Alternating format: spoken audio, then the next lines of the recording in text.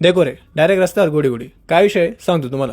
पहाटे 4 वाजताच घरच्यांनी वाऱ्यावर सोडून दिलेले सगळे माकडं जमले हिंजवडी चौकात आणि निघाली सवारी घनगडकडे. गडाकडे जाताना फुल बकचोदी चालत होती. तेवढ्यात मूड झाला गोडी गोडी खेळायचा. मग काय, पहिली उडी पाटीलची. हा बघा, आमचा दिन्याभाऊ आला, दिन्याभाऊ गेला.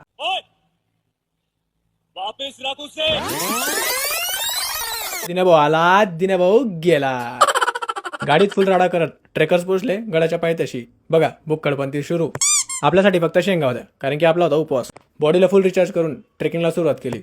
गडावर पोचलो. अनर्षा म्हणे, ओ दुवा बघ, कोणी काय पेटवलं रे. म्हणतात चकान्या, फॉग येतो.